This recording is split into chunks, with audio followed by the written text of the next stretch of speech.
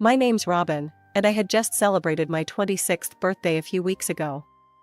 Life was good. I was engaged to Jake, my college sweetheart, and our wedding was right around the corner. Everything seemed perfect until my mom decided to throw a wrench in the works. I was lounging on the couch, flipping through a bridal magazine when my phone buzzed. Mom's name flashed on the screen. I answered with a cheerful, "Hey, Mom, what's up?" "Robin, honey, I need your opinion," she said, her voice laced with excitement. "What kind of suit do you think would look best on Tom when he walks you down the aisle?" "I'm thinking maybe blue, but maybe black is more traditional?" I blinked, confused. "Mom, what are you talking about?" "Grandpa's walking me down the aisle." There was a pause on the other end of the line. Then, "What?" "No, Tom's doing it. He's got a teenage daughter, and he wants to practice. You know, to get a feel for when it's her turn." I sat up straight, my magazine forgotten. "Practice? Mom, I'm not some dress rehearsal for your boyfriend's future father of the bride moment. Grandpa's walking me down the aisle, end of story." "But Tom." "I don't care about Tom," I shouted, surprising myself with the intensity of my anger. "I'm not going to be his guinea pig. If he wants to practice so badly, tell him to find some other wedding to crash." "Robin Elizabeth Carter, you listen to me." I hung up. The phone immediately started ringing again, but I ignored it, tossing it aside as if it had burned me.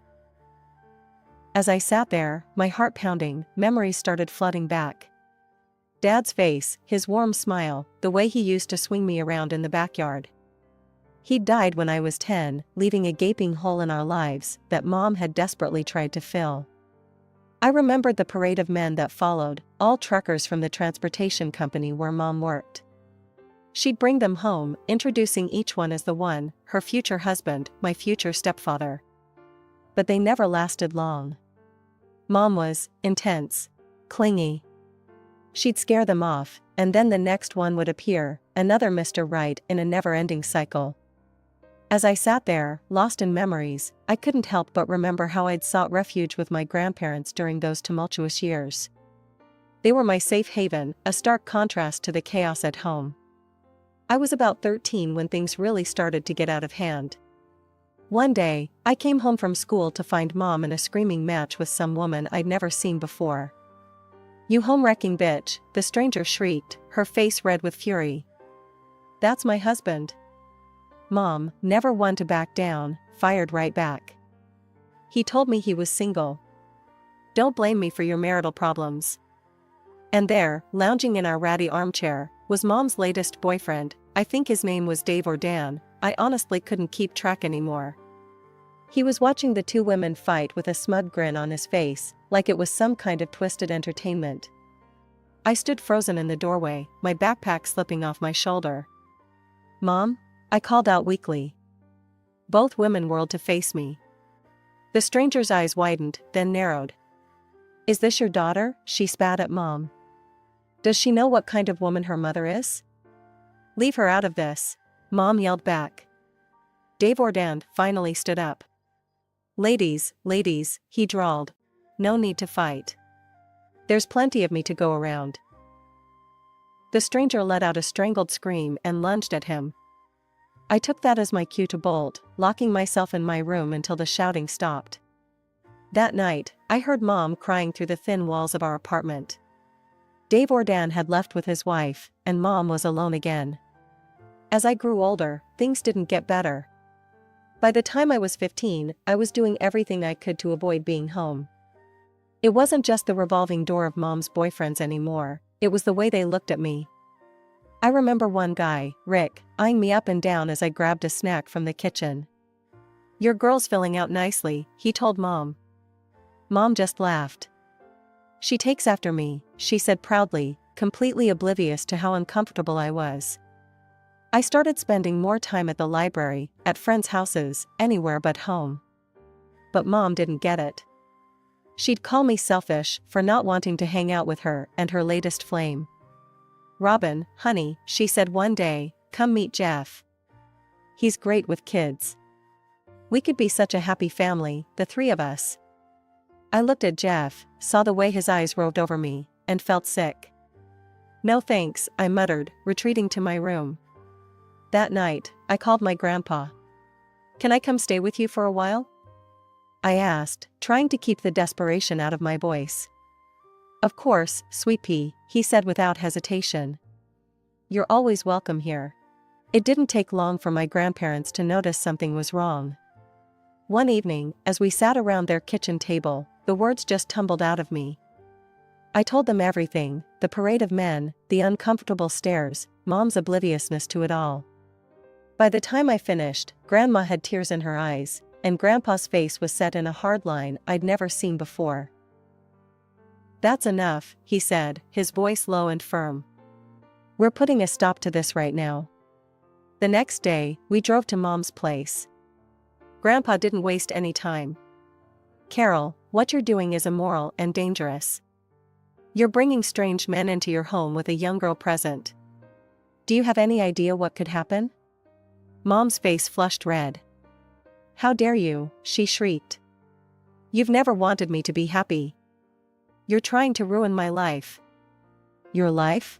Grandpa shot back. "What about Robin's life?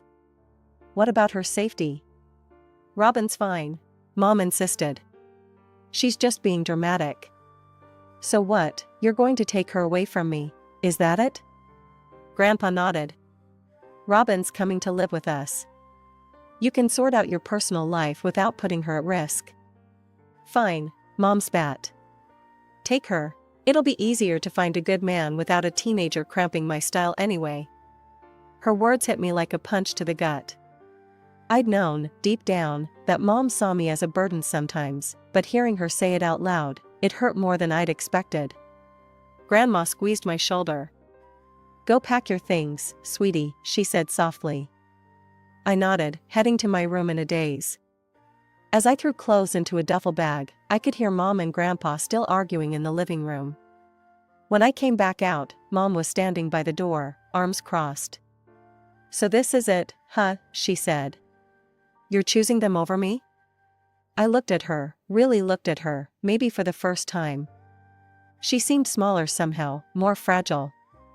For a moment, I saw the scared, lonely woman behind the brash exterior.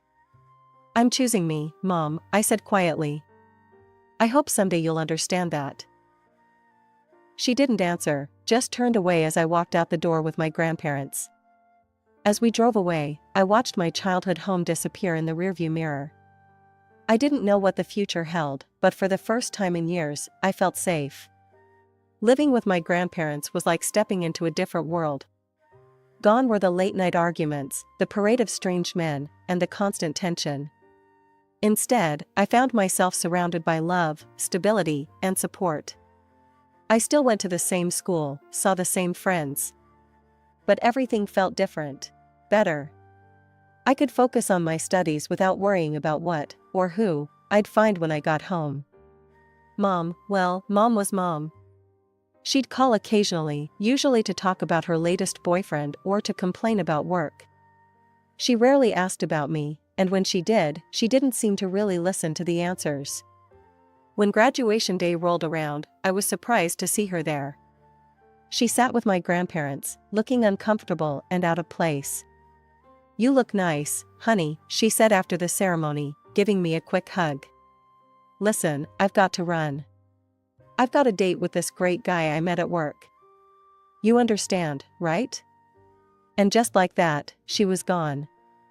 I watched her rush off, feeling a mixture of hurt and relief.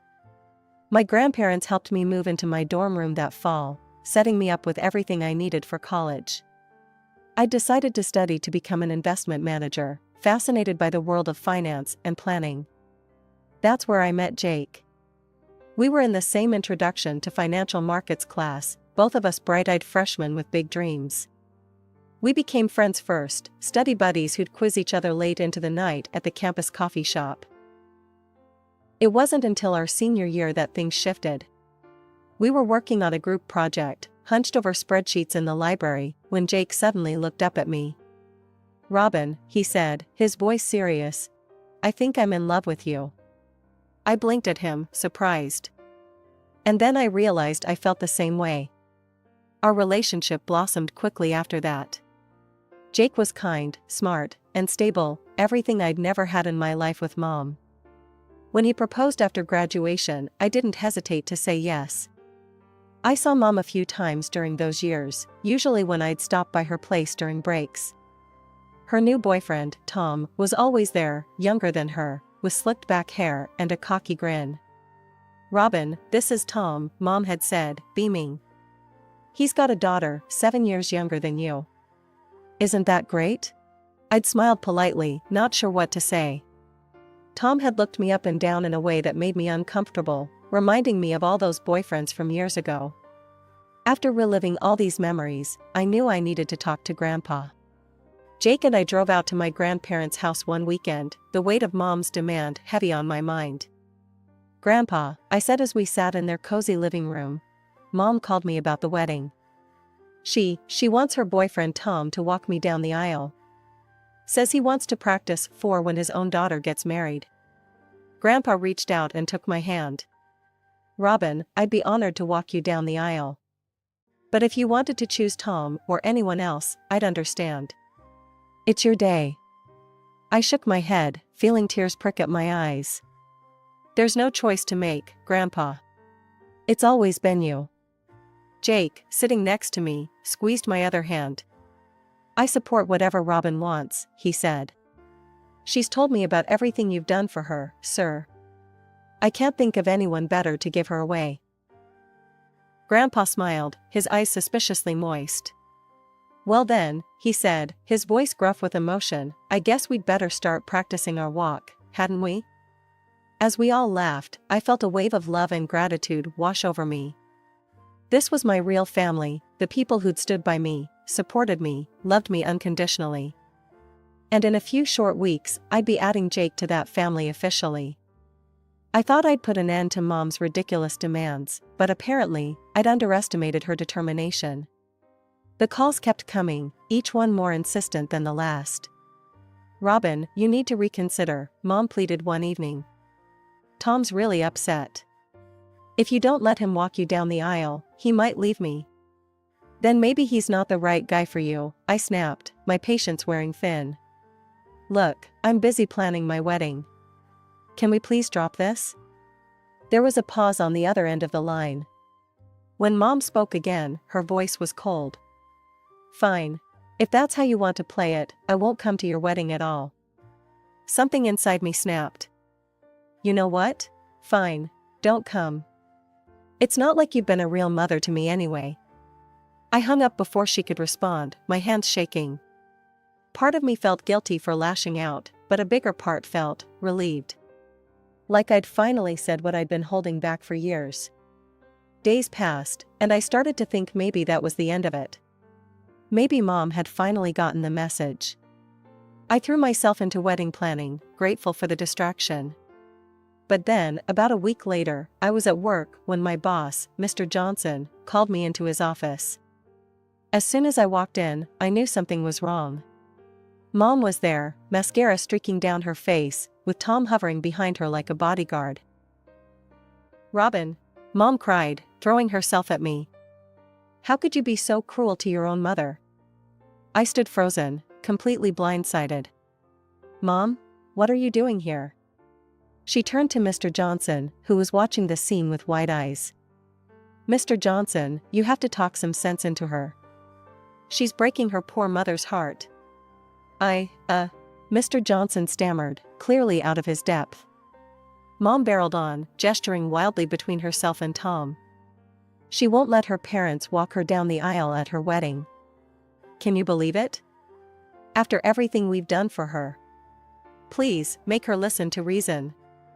Before anyone could say anything else, Mom grabbed Tom's arm and stormed out of the office, slamming the door behind her.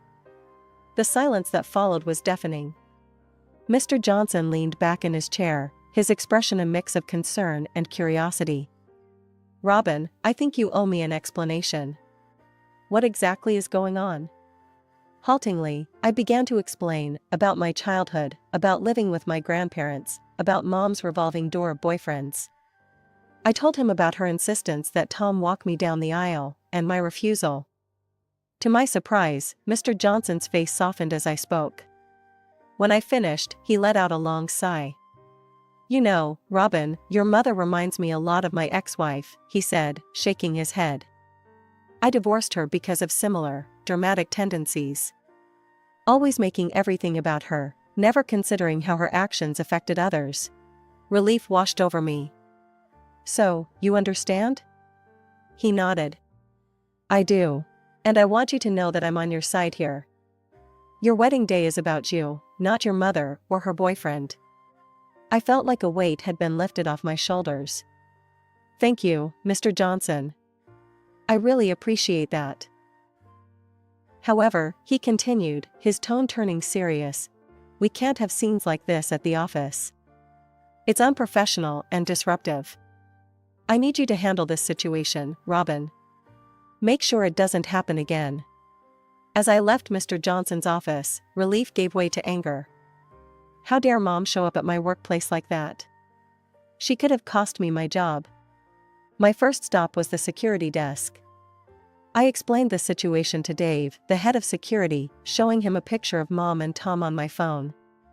"These two are not to be allowed in the building under any circumstances," I said firmly. "If they show up, please call the police immediately." Back at my desk, I opened my email, my fingers flying over the keyboard as I typed out a message to Mom. "Mom, your behavior today was completely unacceptable. You had no right to show up at my workplace and cause a scene. You could have jeopardized my career with your selfish actions.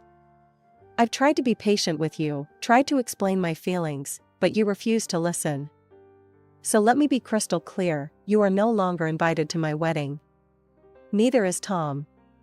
I'm asking you, no, I'm telling you, to stay away from me. Don't call, don't email, don't show up at my work or my home. If you can't respect my boundaries, I'll have no choice but to take legal action. Robin." I hit send before I could second-guess myself, then sat back, feeling drained but oddly liberated.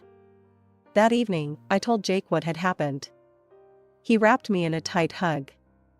"I'm so sorry you had to go through that," he said. "But I'm proud of you for standing up for yourself." We called my grandparents and Jake's parents, explaining the situation. To my relief, they all supported my decision. As Jake and I went through our wedding guest list that night, crossing off Mom and Tom's names, I felt a mix of sadness and relief.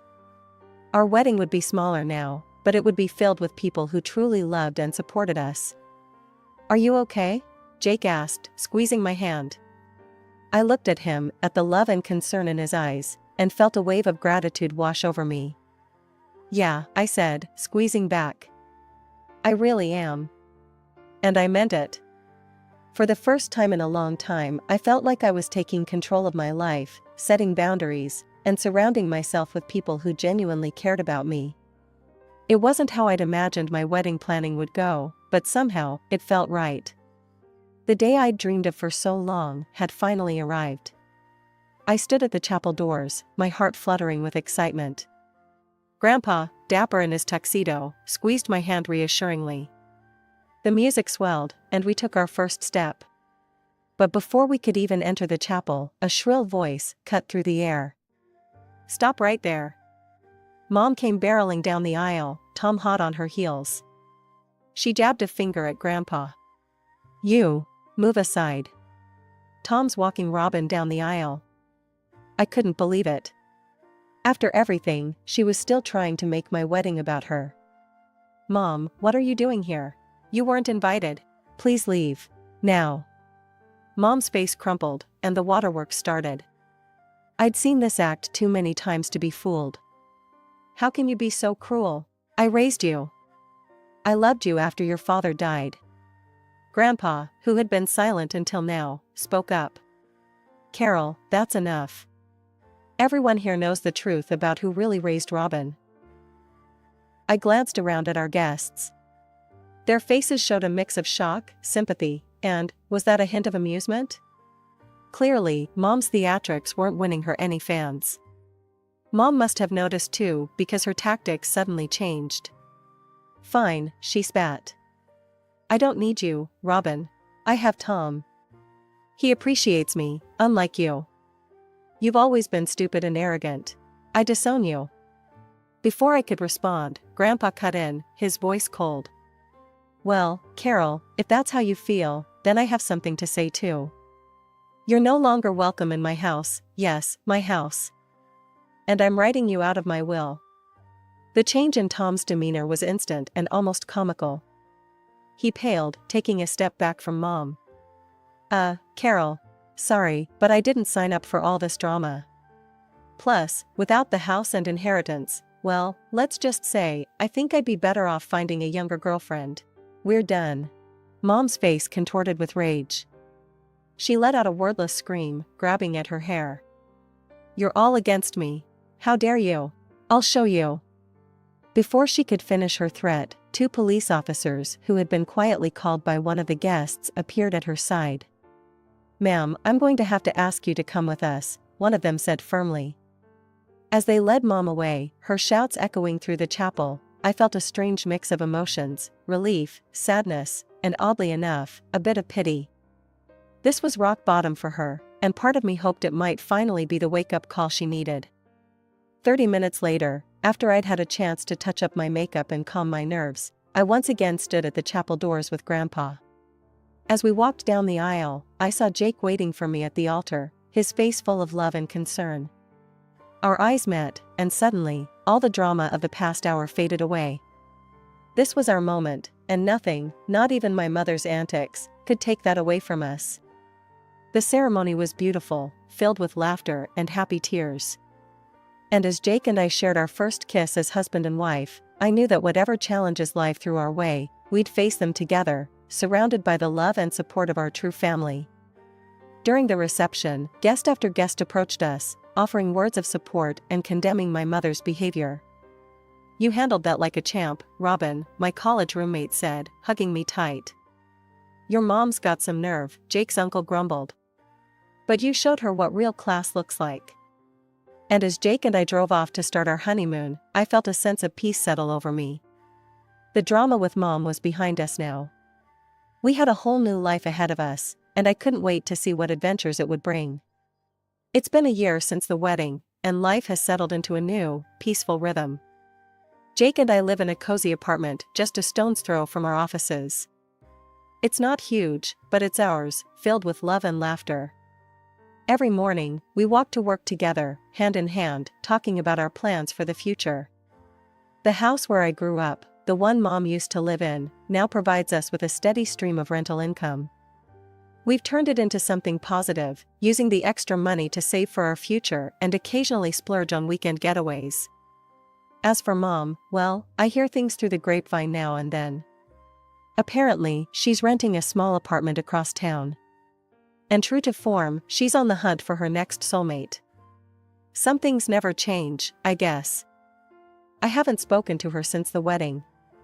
Sometimes I feel a twinge of guilt about that, but then I remember the years of chaos, the constant drama, the way she tried to hijack one of the most important days of my life. And I know I made the right choice.